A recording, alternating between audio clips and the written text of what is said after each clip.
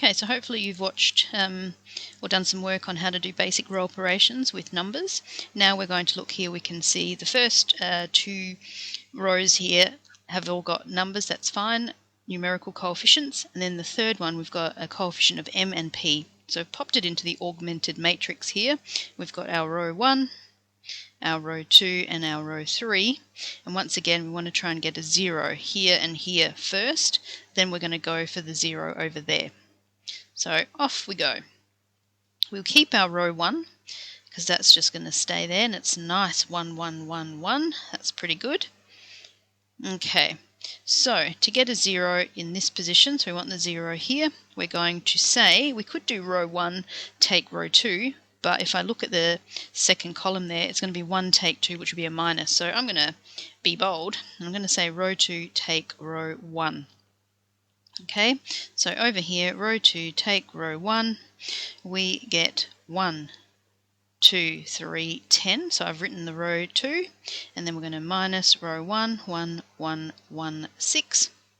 If you decided to go row 1 take row 2, it's not going to matter.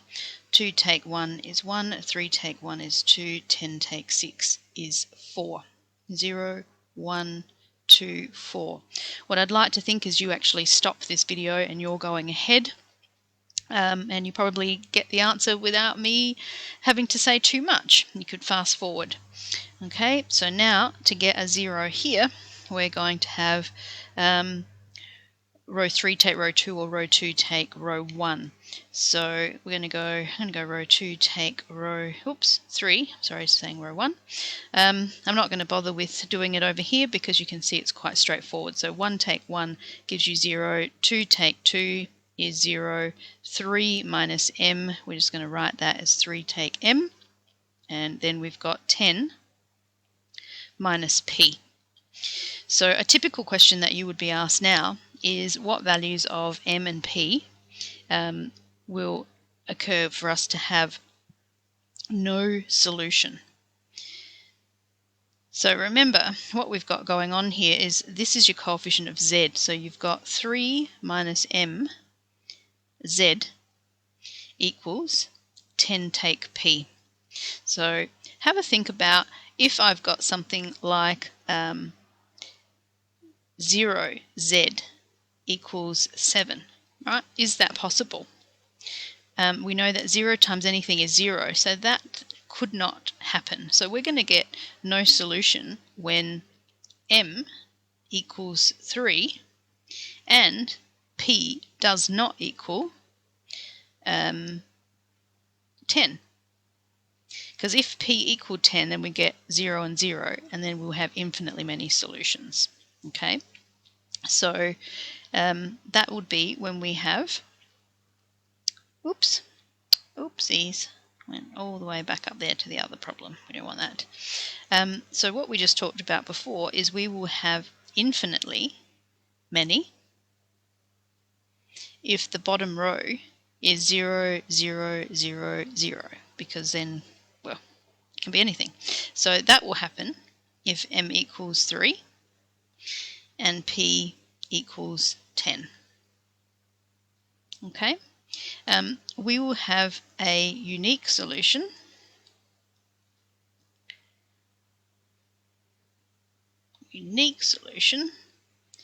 Right? That's when we have something, so something z equals something over here. Now this something could be anything. It can be 0. If it's 0, right, then you can have 0 whatever times z, so z could be 0 because anything times 0 equals 0. So that's okay. All right, so we could have as our bottom row, we can have 0, 0, something 0, right? That works. Or we could have 0, 0, something, and then anything else over here. So basically, we can have m does not equal 3. Okay, and then p could be any real number. And that's how we rock and roll with our letters. We were very lucky in this situation that the 2's cancelled. If they didn't, we'd have to go back and do, so many row 2's, take row 3, etc., etc. Okay, so just to go back over, we will have no solution if it ends up being 0, 0, 0, and then something, where that something doesn't equal 0. Okay, so that gives me no solution. We will have infinitely many solutions if we have 0, 0, 0, 0. And we've just discussed what happens when we have a unique solution. Okay, I hope that assists.